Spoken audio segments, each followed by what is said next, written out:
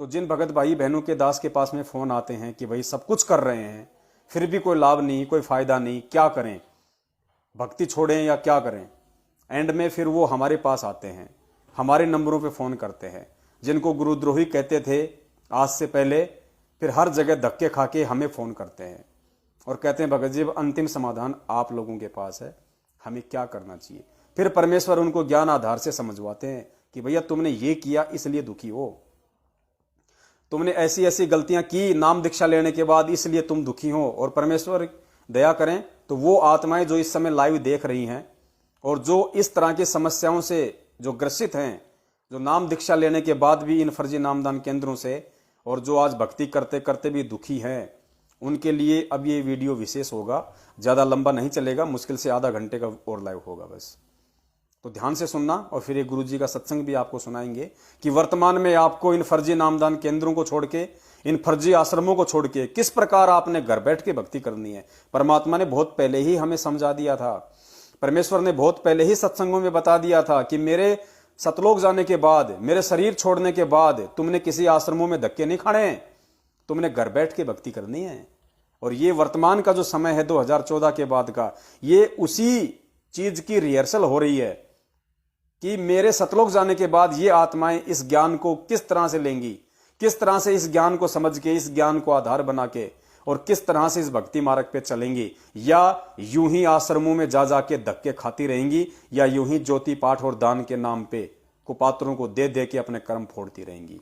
बहुत important video है, शायद आपने अभी तक नहीं सुना होगा, और सुना है तो शायद आपने उसके निष्कर्ष को नहीं जाना होगा।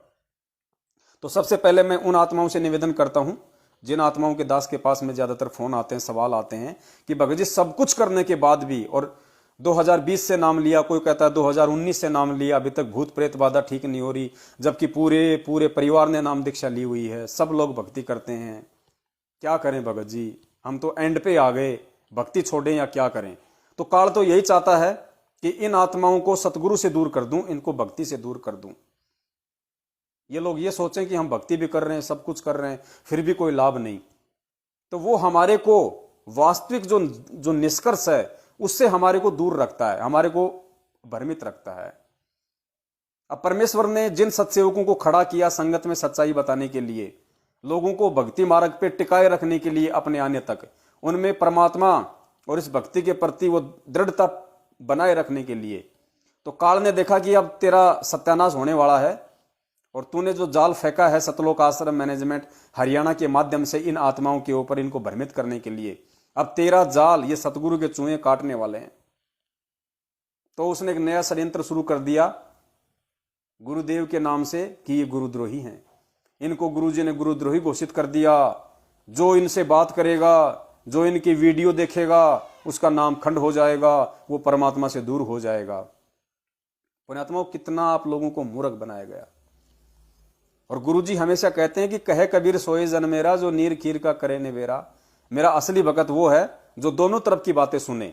जैसे कोर्ट में जज होता है, जज का काम क्या होता है, उसको पता है कि सामने एक आदमी गलत है, एक आदमी सही है, उसके बाद भी वो दोनों तरफ की बातें, चाहे कितनी ही तारीखें क्यों ना देनी पड़े, वो दोनों तरफ की बातें पूरी सुनता है, सारे सबूत देखता है, सारे प्रमाण देखता है धैर्य के साथ, और उसके बाद फिर वो निष्कर्ष पे निकल जाता है कि वास्तव में कौन आदमी दोषी है, कौन आदमी निर्दोष है। उसको कहते हैं असली जज। और उस जज से बढ़ के परमात्मा ने भगत को संज्ञा दी है कि वो तो खाली सांसारिक ज्ञान आधार से निष्कर्ष निकालता है, लोगों के दिए हुए सबूतों के आधार से निष्कर्ष निकालता है, वो खुद नहीं जाके देखता कि कौन सही है कौन गलत है। लेकिन इस आध्यात्मिक मार्ग में आने के बाद में जो मेरा भगत है, उस जज से भी ये तत्व ज्ञान प्राप्त करने के बाद कई गुना ज्यादा बुद्धिमान और विवेकी होता है। उसको मैंने हंस बना दिया, वो हर चीज का निष्कर्ष निकाल के खुद ही ये साबित कर देगा कि क्या सही और क्या गलत है। फिर परमेश्वर कहते हैं कहे कबीर सोए जन मेरा, जो नीर खीर का करे निवेरा। मेरा असली भगत केवल वही है जो दोनों तरफ की बातें सुन के सत्य असत्य को पहचान ले। अरे पवन दास की वीडियो देख लोगे तो तुम्हारा कोई मतलब फूट थोड़ी जाएगा कुछ, या जैसे मेरे वीडियो देख लिए कोई जो मतलब बम फट जाएगा कि ये लो साहब हम तो मर गए। अरे सुनो, धैर्य से सुनो, दिक्कत क्या है। और सुन के गुरुदेव ने तुमको तत्व ज्ञान दिया हुआ है, निष्कर्ष निकाल लो।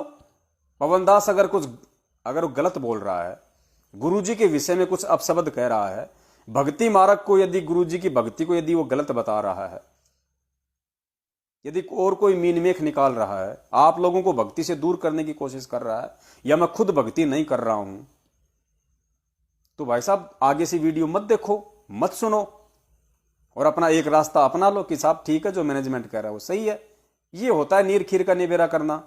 अब तुम दूसरे की चीज देखोगे ही नहीं, उसको जानने की कोशिश ही नहीं करोगे कि वो क्या कर रहा है, और तुम्हें किसी बात का मालूम नहीं, क्योंकि तुम अभी नए नए भगत बने हो। तुम्हें इन बातों का पता नहीं कि क्या बरवाला कांड है, गुरुजी के साथ क्या हुआ है, वर्तमान में गुरुजी के आदेशों की आड़ में क्या ये खेल चल रहा है। हमारी सुनो नहीं, तुम्हें सच्चाई का पता नहीं, और फिर कहोगे कि भक्ति करते करते भी हमारे ऊपर दुख आ रहे, संकट आ रहे, और क्या फिर तुम्हारे को रसगुल्ले मिलेंगे भाई। वही चीज मिलेगी फिर जो तुम्हारे को मिलनी चाहिए, जो आंख बंद करके चलेगा भक्ति मार्ग पे। सामने जंगल है, झाड़ियां हैं, और तुम आंख पे काली पट्टी बांध के चलने की कोशिश करोगे तो पैर में कांटे चुभेंगे, और कोई तरीका नहीं है उसका। तो उन आत्माओं से दास का निवेदन है कि सबसे पहले आप इस सच्चाई को जानने की कोशिश करें कि वास्तव में बरवाला कांड क्यों हुआ है, बरवाला कांड के पीछे किन लोगों का हाथ है। और आज ये जितने भी फर्जी नामदान केंद्र इन्होंने देश विदेश में खोल रखे हैं, इनके पीछे किसका हाथ है। क्योंकि हमारे पूज्य गुरुदेव जी तो हिसार जेल में बैठे हैं, उनको तो 2 टाइम का खाना और 2 टाइम का जो भी सुख सुविधा है, या जो पहनने के लिए जो कपड़े हैं, वो जेल प्रशासन की तरफ से मिलते हैं। इसके अलावा गुरुदेव जी को और किसी चीज की कोई आवश्यकता नहीं है। फिर तुम्हारा ये अरबों खरबों का दान पिछले 7 साल से कहां जा रहा है, और किन कुपात्रों के हाथों में तुम दे रहे हो। गाड़ियां खरीदी जा रही हैं, मौज मस्तियां की जा रही हैं, जिनके सिर पे झोपड़ी नहीं थी आज वो 2-2 मंजिल के मकान लेके बैठे हैं। ये सब पैसा कहां जा रहा है। साइकिल खरीदने की औकात नहीं, आज वो 4 व्हीलर लेके घूम रहा है, भक्तों के ऊपर दादागिरी करता है। तुम्हारे दान के पैसों से गाड़ियां खरीद के उनमें डीजल पेट्रोल भर के फिर पवन दास जैसे भक्तों को मारने के लिए किराए के गुंडे लेके और सारा कांड किया जाता है। तो तुम्हारे दान का दुरुपयोग हो रहा है भाई, और दान का दुरुपयोग होगा तो तुम्हें सुख कहां से मिलेगा, तुम्हें लाभ कहां से मिलेंगे, नहीं मिल सकते। ये परमात्मा का विधान है। तुम्हें परमेश्वर ने मानव जीवन दिया, बुद्धि दी, विवेक दी है, सोचना तुम्हारे को खुद को पड़ेगा। तो सबसे पहले यदि परमेश्वर से सुख चाहते हो इस भक्ति मार्ग में आने के बाद, वरना परमेश्वर का तो विधान है, परमेश्वर मुर्दे को जिंदा करता है, ये उसके गुणों में लिखा हुआ है, वेदों में लिखा हुआ है। परमेश्वर असाध्य रोगों को आशीर्वाद मात्र से दूर कर देता है, ये उसकी कथाओं में, उसके गुणों में है। उसने सिकंदर लोदी का ठीक करके उसने दिखाया। कासे में उसने 200-300 कोडियों को आशीर्वाद मात्र से उनका कोड दूर करके दिखाया। कमाल कमाली को मुर्दे से जीवित करके दिखाया कि परमेश्वर क्या कर सकता है। आज भी तो वही परमात्मा है, वही भक्ति है, वही मंत्र है। फिर आज क्या हो गया जो भक्ति करते करते भी आपको लाभ नहीं। तो सबसे पहली कमी तो ये कि जिन लोगों को नाम दीक्षा केंद्र खोलने का आदेश नहीं है, वो लोग मनमाने तरीके से गुरुजी के भाई के आदेश को मान के, एक कुपात्र व्यक्ति के आदेश को मान के, एक भगोड़े व्यक्ति को भगवान की तरह मान के, और उसके पीछे चल रहे हैं अज्ञानता में, गुरुजी के ज्ञान को आधार ना बना के। और ऐसे लोगों के द्वारा धार्मिक धंधे के लिए खोले गए नामदान केंद्र, यदि आप वहां से नाम दीक्षा लेते हैं तो जाहिर सी बात है आपको क्या मिलेगा और क्या नहीं मिलेगा।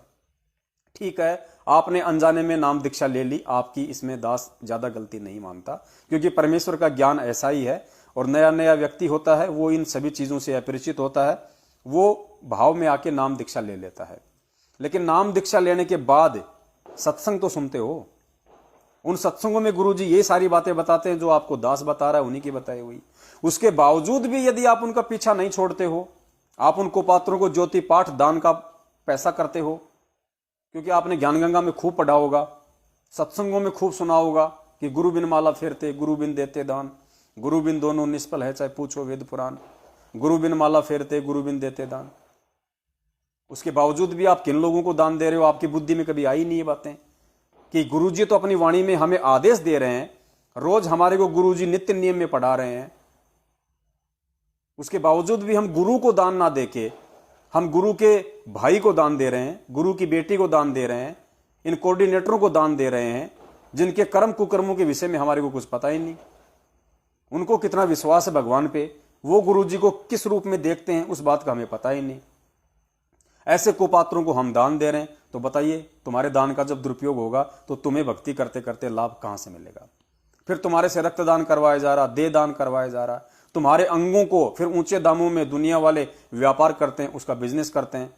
दास ने आपको एक वीडियो बना के उसके विषय में पिछली बार पूरा समझा दिया था कि किस प्रकार रक्तदान और देह दान करके काल आपको ठग रहा है, किस प्रकार से फिर आपके अंगों का व्यापार होगा, करोड़ों रुपये में देश विदेश में आपकी वो किडनियां बिकेंगी। वो किडनियां प्राप्त करके लोग नया जीवन लेके फिर शराब बीड़ी गुटखा मांस वही जीवन शुरू करेंगे आप लोगों की बदौलत। तो वहां भी काल आपको ठग रहा है, आपकी मर्यादाएं तोड़वा रहा है। फिर ज्योति पाठ का पैसा, अभी आपने गुरुदेव के मुख कमल से सुना कि इस पाठ प्रकाश को करने का अधिकारी वही है, वही व्यक्ति इस पाठ प्रकाश को कर सकता है और उसी महापुरुष की वाणी से आपको लाभ होगा जितना कि लिखने वाला महापुरुष होता है। तो बताइए फिर आम व्यक्ति वहां बैठ के, वो हमारी माता बहनों को बैठा दिया जाता है, कोई भाई बैठ जाता है, 10 मिनट वो बैठ गया, 20 मिनट वो बैठ गया, आधा घंटा वो बैठ गया, कोई सुरीली आवाज में गा रहा है, कोई कैसी आवाज में गा रहा है, हम वहां बैठ के मूर्खों की तरह उनकी बातें सुन रहे हैं। उनकी बातों का असर कहां होगा आपके ऊपर? वो खुद ही ज्ञान आधार से नहीं चल रहे, वो खुद ही ज्ञान आधार से नहीं चल रहे। गुरुजी ने स्पष्ट कह दिया इस वीडियो में कि गरीबदास जी महाराज जी की इन वाणियों को उसी महापुरुष के मुख से सुनने से लाभ होगा जितना बड़ा महापुरुष इन वाणियों को लिखने वाला था।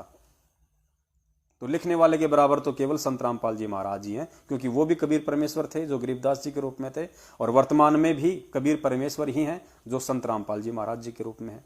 तो बताइए फिर उनके लाभ, उनके द्वारा जो गरीबदास जी महाराज जी के ग्रंथ साहिब का पाठ किया जा रहा है और आप लोग वहां दान का चढ़ावा चढ़ा रहे हो, तो बताइए आपको कितना लाभ मिलेगा और कितना लाभ इस देश और इस दुनिया को मिल रहा है। वरना पुण्यात्माओं विचार करो, परमेश्वर की अमर वाणी का जहां 200 दिन से 300 दिन से जहां पाठ चल रहा है, परमेश्वर उस पूरे देश को हरा भरा कर देता है, हरा भरा। जब तक सतगुरु रामपाल जी महाराज जी थे और जिन्होंने वाणियां की, पाठ की, पता है परमेश्वर ने 2 बार इस सृष्टि को डूबने से बचाया, 2 बार सृष्टि को नष्ट होने से बचाया। वरना काल भगवान 1998 में तहस नहस कर रहा था जो अब करने वाला है। फिर 2012 में जो भविष्यवाणी हो चुकी थी वो तहस नहस करने वाला था, लेकिन परमेश्वर ने बचाया क्योंकि आश्रम में पाठ होते थे, हम सुपात्र को दान दिया करते थे। लेकिन जैसे ही परमात्मा गया 2014, उसके बाद देख लो देश दुनिया की क्या हालत हो गई। और यदि उस परमात्मा के आदेश से यदि वर्तमान में इन फर्जी आश्रमों में पाठ चल रहे हैं तो पुण्यात्माओं आज ये विकट समस्या नहीं आनी चाहिए, क्योंकि परमेश्वर कहते हैं कि जहां जहां इस परमेश्वर की पाठ चलते हैं, इसकी वाणियां चलती हैं, वहां पे पशु पक्षियों तक को लाभ मिलता है, पेड़ पौधों तक को लाभ मिलता है। तो इस देश दुनिया में तो खुशहाली आ जानी चाहिए थी। कोरोना क्यों आया? अगर भगवान के आदेश से यदि वहां पे पाठ चल रहे हैं तो, क्योंकि सतगुरु के जो परमार्थ के काम होते हैं वो पूरे देश और दुनिया के लिए होते हैं।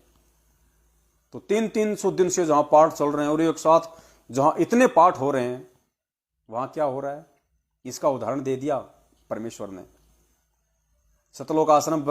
सतलोक आश्रम बरवाला में कांड के समय गुरुजी खुद मौजूद थे, पाठ हो रहे थे, उसके बाद भी काल का दाव लगा, बरवाला कांड हुआ। क्यों? क्योंकि परमेश्वर की मर्यादाएं तोड़ी जा रही थी वहां पे। परमेश्वर कहते हैं जब तक हंसा मेरी आना काल लगे ना तेरा बाणा, जब तक मेरा भगत मेरी मर्यादा में तेरा दाव नहीं लग सकता। लेकिन फिर भी सतलोक आश्रम बरवाला में ही दाव लग गया जहां खुद साक्षात भगवान बैठा हुआ था। वरना जहां भगवान बैठा हो, काल भगवान की हिम्मत नहीं उस आश्रम की एक ईंट भी उखाड़ सके, लेकिन उसने पूरा आश्रम उखाड़ दिया। भक्तों की अकाल मौत हुई, सब तितर बितर हो गए। क्यों? क्योंकि परमेश्वर अपने वचन में है, परमेश्वर काल के साथ वचनबद्ध है। और परमेश्वर के जो परिवार वाले समझे जाते हैं, कलयुगी परिवार वाले, जो मैनेजमेंट वाले, उन्होंने परमेश्वर के उसी वचन की अवहेलना कर दी। उसने वचन को तोड़ा, उन्होंने गुरु को आम मानुष समझा, आम व्यक्ति समझा उन्होंने गुरु जी को, सारी मनमानियां की उन्होंने। आश्रम में उल्टे कर्म शुरू हो गए, माता बहनों के साथ में नंगे कुकर्म शुरू कर दिए थे इन लोगों ने। बहुत उल्टे कर्म, जिसका जिक्र खुद गुरुजी ने अपने बयानों में किया है। पुलिस वालों के पूछने पर गुरुजी ने कहा कि वो गंदे कर्म मैंने नहीं किए, वो सेवादार और समिति वालों ने किए, खुद गुरुजी ने बयान दिए। इसीलिए तो हम कह रहे हैं कि भैया गुरुजी के बयानों की कॉपी संगत में सार्वजनिक क्यों नहीं कर सकते? क्या हमारे गुरुजी ने कुछ गलत किया है? हमारे गुरुजी निर्दोष हैं, परमेश्वर हैं। वो जो अपने बयानों में बताएंगे सत्य बताएंगे। तो तुम गुरुजी के बयानों की कॉपी संगत में सार्वजनिक क्यों नहीं कर रहे? जबकि ये तो हमारा राइट है, हमारा अधिकार है। गुरुजी हमारे बाप, हमारे पिता हैं। हमें भी ये जानने का अधिकार है कि गुरुजी ने अपने बयानों में क्या कहा, गुरुजी ने किसको दोषी बताया। लेकिन आज 7 साल हो गई, एक भी बयान इन लोगों ने गुरुजी का संगत में सार्वजनिक नहीं किया। और ये संगत की सबसे बड़ी मूर्खता, निकम्मापन है। ये संगत के भय को दर्शाता कि लोग सतलोक आश्रम मैनेजमेंट हरियाणा से किस कदर डरे हुए हैं, जो अपने गुरुदेव की बयानों की फोटो कॉपी तक नहीं मांग सके और ना किसी को दी गई। क्यों? क्योंकि गुरुजी ने अपने बयानों में सतलोक आश्रम मैनेजमेंट हरियाणा को ही दोषी ठहरा रखा है। जब परमात्मा पूरी दुनिया के सामने अपने वीडियो में लाइव बोल सकते हैं, मीडिया के सामने, पूरी दुनिया के सामने उन्होंने कहा कि राष्ट्रीय समाज सेवा समिति मेरी नहीं है और ये जितने भी जो गुंडे खड़े थे मेरे नहीं है, और मुझे भी आश्रम में रोक के रखा था, बंधक बना के रखा हुआ था, स्पष्ट कहा परमेश्वर ने। तो बयानों में क्या कहेंगे? वही कहेंगे जो उन्होंने जाते जाते मीडिया को कहा वीडियो में।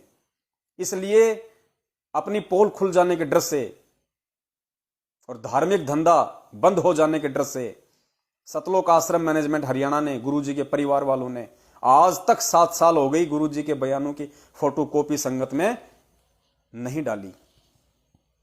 और जिनको तुम बहुत बड़ा भगत मानते हो, पुरुषोत्तम सैनी, रामकुमार ढाका, बलजीत, इन सब के बयान आए अखबारों के माध्यम से। इन सब ने गुरुजी के खिलाफ बयान दिए कि रामपाल के कहने पे हमने कमांडो बनाए, रामपाल के कहने पे हमने पुलिस वालों को मारा पीटा। अपने बचाव के लिए गुरुजी को दोषी बनाया इन लोगों ने। और इन्हीं कुकर्मी व्यक्तियों के ये जगह जगह नामदान केंद्र खुले हुए आज, इन्हीं व्यक्तियों ने खोल रखे हैं। आज महेंद्र जैसे भगोड़े ने, जो सबसे बड़ा महाझूठा व्यक्ति, बरवाला कांड के समय मीडिया को कह रहा कि संत रामपाल जी महाराज आश्रम के अंदर नहीं है, हमने स्वास्थ्य इलाज के लिए उनको बाहर भेज रखा है। इतना बड़ा झूठ। और वो रामकुमार ढाका, बलजीत, राजेंद्र भटगांव, ये क्या है? ये लोग, इन्होंने सारा ये षड्यंत्र रचा हुआ है और तुम इन्हीं की आज तुम इनकी गुलामी कर रहे हो। तो बताइए भाई साहब, लाभ होगा कहां से? जिन बातों से गुरु दुख पावे तिन बातों को दूर भगावे। जिन लोगों के कारण आज तुम्हारा गुरु दुखी है, परेशान है, देश और दुनिया में जो निंदा का पात्र बना हुआ है, बात बात पे लोग उनको गालियां निकाल देते हैं, ये सोच के कि बरवाला कांड संत रामपाल जी की देन है, जबकि हकीकत कुछ और है। तो जब तुम उनके भगत होके और जब तुम सच्चाई की तहकीकात में नहीं जा रहे, और जिसको सच्चाई का पता लग गया उसके बाद वो चुपचाप हाथों में चूड़ियां पहन के बैठा हुआ है, सच को सच कहने की हिम्मत नहीं कर रहा, फिर तुम्हारे भूत प्रेत कहां से निकलेंगे? तुम्हारे तो और आएंगे भूत प्रेत। अभी तुम्हारे घर में सुख कहां से होगा भैया? दुख ही आएंगे, संकट ही आएंगे, फिर तुम कोरोना से मरोगे। जो गुरु का नहीं है तो गुरु उसको क्यों बचाएगा? गुरु का वो है जो गुरु की तरह सत्य पे अडिग रहेगा, संघर्ष करेगा, सच को सच कहेगा, चाहे कोई मारे पीटे, चाहे जो मर्जी कहे, जो अपने गुरु के पच्चीनों पे चलेगा। फिर उसका कोरोना क्या बिगाड़ लेगा भाई? कोरोना उससे कोसों दूर रहेगा।